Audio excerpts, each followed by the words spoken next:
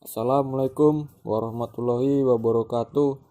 Perkenalkan, nama saya Bayu Ardiansyah, NIM 18405012, Prodi S1 Akuntansi semester 6 sore.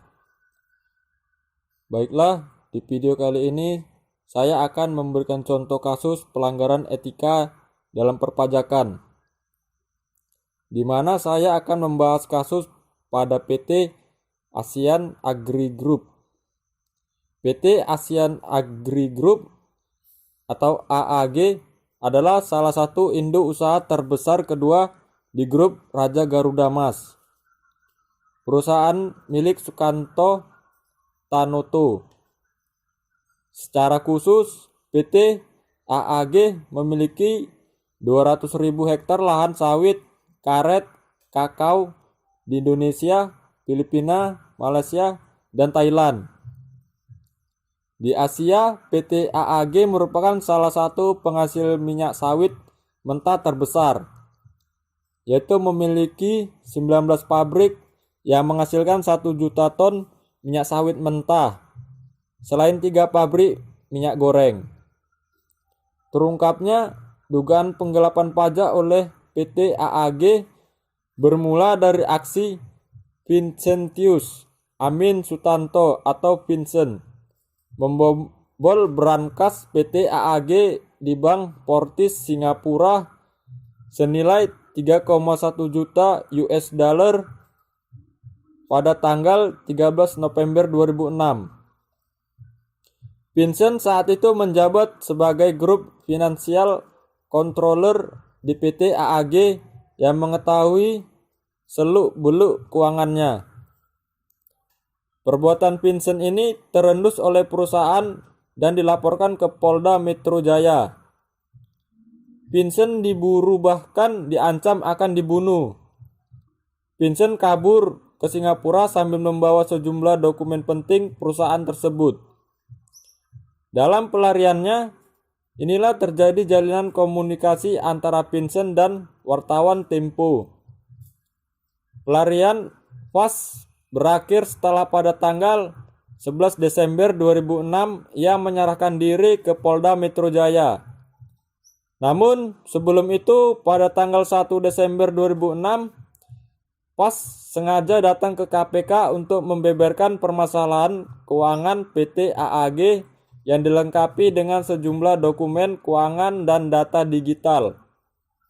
Salah satu dokumen tersebut adalah dokumen yang berjudul AAA Cross Border Tax Planning atau Underpricing of Export Sales, disusun pada sekitar 2002.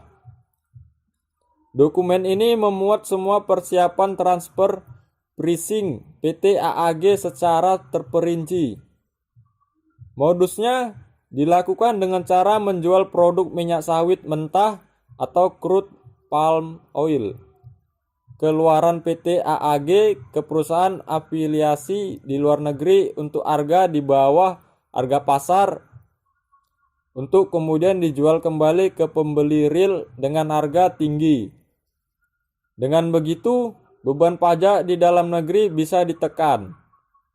Selain itu, rupanya perusahaan-perusahaan luar negeri yang menjadi rekan PT AA sebagian adalah perusahaan fiktif. Pembeberan Vincent ini kemudian ditindaklanjuti oleh KPK dengan menyerahkan permasalahan tersebut ke Direktur Pajak karena memang permasalahan PT AAG tersebut terkait erat dengan perpajakan. Menindaklanjuti hal tersebut, Direktur Jenderal Pajak Darmin Nasution kemudian membentuk tim khusus yang terdiri atas pemeriksa, penyidik, dan intelijen. Tim ini bekerja sama dengan Pusat Pelaporan dan Analisis Transaksi Keuangan atau PPATK dan Kejaksaan Agung.